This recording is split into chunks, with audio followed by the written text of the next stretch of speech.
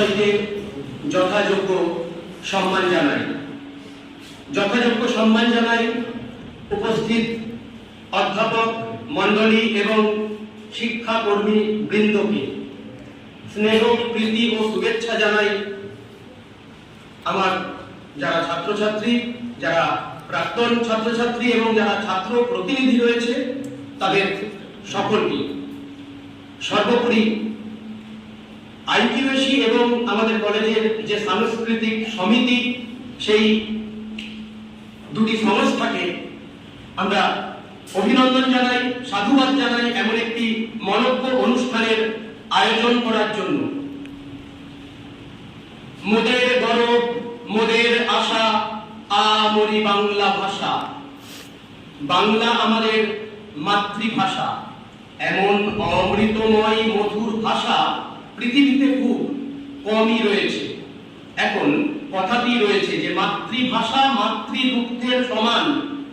এখন এই বাংলা ভাষাকে কেন্দ্রবিন্দুতে রেখে 21শে ফেব্রুয়ারি সারা পৃথিবী ব্যাপী পালন করা হয় আন্তর্জাতিক মাতৃভাষা দিবস। আজ 21শে ফেব্রুয়ারি। এখন এই যে বাংলা ভাষাকে কেন্দ্র করে সারা বিশ্বে পালন করা হয় আন্তর্জাতিক মাতৃভাষা দিবস, এর পেছনে কিন্তু একটা রক্তক্ষয়ী ইতিহাস আছে। ইতিহাসটা কি না, 1947-এর পূর্ব থেকেই যখন পাকিস্তানের প্রস্তাব উঠতে শুরু করে তখন থেকেই মুসলিম লীগ উর্দু ভাষাকে পাকিস্তানের রাষ্ট্রভাষা করার পক্ষে সওয়াল করতে থাকেন। 1947 পরবর্তীতে স্বাধীন ভারত এবং পাকিস্তানের জন্ম হওয়ার পর এখন যে দেশকে আমরা বাংলাদেশ বলি, তখন তা পূর্ব পাকিস্তান, তা কিন্তু পাকিস্তান রাষ্ট্রের অঙ্গীভূত ছিল। তখন এই পাকিস্তানের শাসকেরা তারা সমগ্র পাকিস্তানের রাষ্ট্রভাষা করার জন্য সওয়াল করেন উর্দুকে। ফলত যে বিপুল বাংলা ভাষাভাষী মানুষ রয়েছে তারা এর বিরুদ্ধে প্রতিবাদে সামিল হন। কেন বাংলাকে রাষ্ট্রভাষার মর্যাদা দেওয়া হবে না এই বিষয়ে। এবং বৌদ্ধিক স্তরে এবং পণ্ডিত সমাজে যেমন এর বিরুদ্ধে প্রতিবাদ শুরু হয়, সেরকম রাস্তায় নেমে তরুণ ছাত্র যুবরা প্রতিবাদে মুখর হন। এমনই একটি প্রতিবাদ মিছিলে 1952 খ্রিস্টাব্দের 21শে ফেব্রুয়ারি পাকিস্তান শাসকের পুলিশ নির্বিচারে গুলিবর্ষণ করে।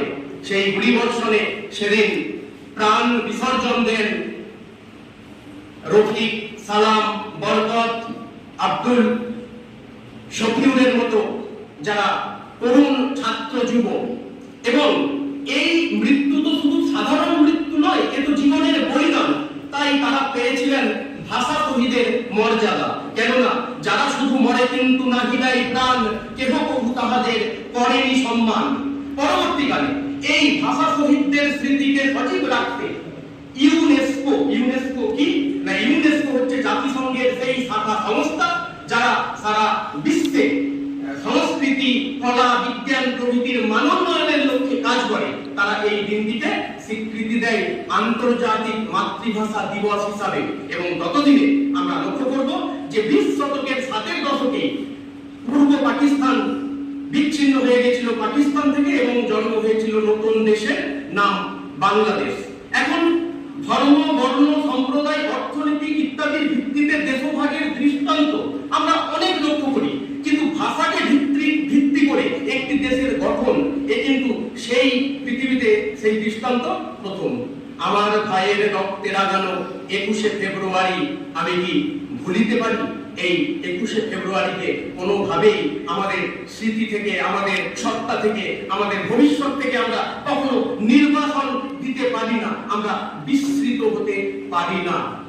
এ তো গেল 21শে ফেব্রুয়ারির ভাষা আন্দোলন, কিন্তু এছাড়াও বাংলা ভাষাকে কেন্দ্র করে আরো দুটি মহতী আন্দোলন হয়েছিল। এর মধ্যে একটি হলো বরাক উপত্যকায়, আসামের বরাক উপত্যকাতে 1961 সালে বাংলা ভাষাকে দ্বিতীয় ভাষা হিসাবে, আসামের দ্বিতীয় ভাষা হিসাবে স্বীকৃতির দাবিতে সেদিন কিছু মানুষ প্রাণ বিসর্জন দিয়েছিলেন এবং তাদের মধ্যে 11 জন ছিলেন শহীদ, এবং সেই শহীদদের মধ্যে ছিলেন পৃথিবীর প্রথম উল্লেখযোগ্য ভাষা শহীদ কমলা ভট্টাচার্য। এবং আমরা লক্ষ্য করব যে এই অসমের বরাক উপত্যকার ভাষা আন্দোলন ছাড়াও পরবর্তীকালে আরো একটি ভাষা আন্দোলন হয়েছিল, যে এই ভাষা আন্দোলনটি পরবর্তীকালে নয় তারও আগে, যেটি মানভূমের ভাষা আন্দোলন। 1956 খ্রিস্টাব্দে যখন বঙ্গ ভাষা অধ্যুষিত মানভূম জেলাকে বিহারের অন্তর্ভুক্ত করা হয়, তখন সেই মানভূম জেলার বাংলাভাষী মানুষেরা বাংলা ভাষার মর্যাদা রক্ষার্থে আন্দোলন শুরু করেন। এবং আমরা লক্ষ্য করব যে পরবর্তীকালে সেই মানভূম জেলার বাংলা ভাষাভাষী অঞ্চলগুলোকে নিয়ে গঠিত হচ্ছে নতুন পুরুলিয়া জেলা, এবং 1956 খ্রিস্টাব্দে সেই পুরুলিয়া জেলা সেটা সংযুক্ত করা হচ্ছে আমাদের পশ্চিমবঙ্গের সঙ্গে। তো এই হচ্ছে ইতিহাস। আজকের প্রেক্ষিতে এই ভাষা দিবস পালনের তাৎপর্য কোথায়? না, এর উত্তরে আমাদের বলতে হয় যে আমাদেরকে মাতৃভাষার প্রতি আরো অধিক যত্নবান হতে হবে। মাতৃভাষার প্রতি যত্নবান হওয়ার মানে এই নয় যে আমরা ইংরেজি ভাষা শিখব না। ইংরেজি ভাষা আমরা আন্তর্জাতিক ক্ষেত্রে নিজেকে প্রতিষ্ঠিত করার জন্য অবশ্যই শিখব। তার পাশাপাশি আমরা আমাদের নিজেদের ভাষাকে যেন অনাদর, উপেক্ষা, অবহেলা না করি। বাংলাটা ঠিক আসে না গোছের মানসিকতাকে বহন করা উচিত নাকি বর্জন করা উচিত, সেটা আপনারাই একটু বিবেচনা করে দেখবেন। আর মাতৃভাষার প্রতি যত্নবান হওয়া মানে এই নয় যে কলকাতার সন্নিহিত অঞ্চলে যে বাংলাটা চলে, অর্থাৎ রাঢ়ী উপভাষাটাকে আমরা বেশি গুরুত্ব দেব।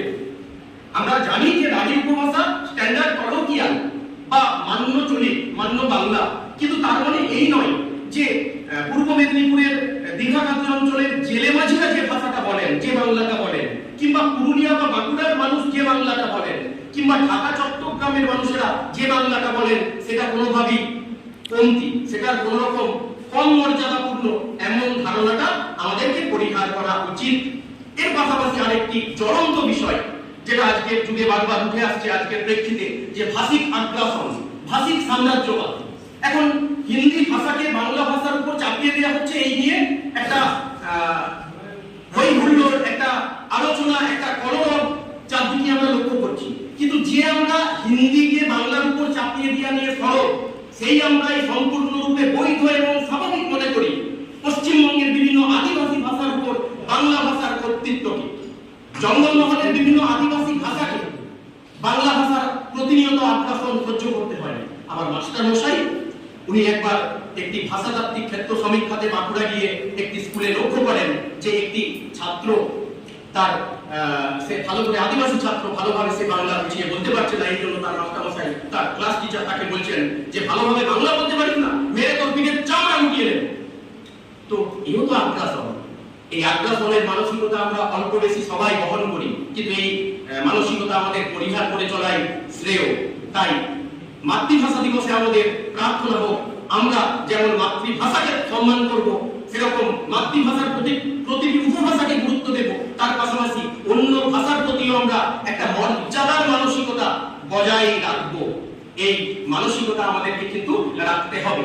পরিশেষে যে কথাটি আমি বলে এই প্রসঙ্গের শেষ করব, এই প্রসঙ্গের সমাপ্তি ঘটাবো, সেটা হলো যে আজকে এই যে ভাষা দিবস উপলক্ষে আমাদের এত আলাপ আলোচনা, এত আলোচনা বিশ্লেষণ, এটা 21শে ফেব্রুয়ারি ছাড়িয়ে 22শে ফেব্রুয়ারি পর্যন্ত আমরা বহন করে নিয়ে যাব। তো 365 দিন দূরের কথা।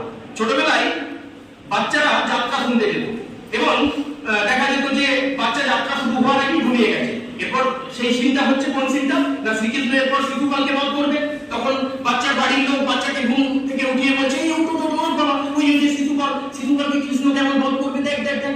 শিশু তখন কিছুক্ষণের জন্য চোখ খুলে, 1 মিনিটের জন্য চোখ খুলে, আবার 1 মিনিট পরে ঘুমিয়ে পড়লো।